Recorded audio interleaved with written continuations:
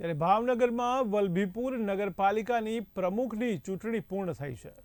ત્યારે વલભીપુર નગરપાલિકાના પ્રમુખ તરીકે વિજયસિંહ ગોહિલની કરાઈ છે વરણી।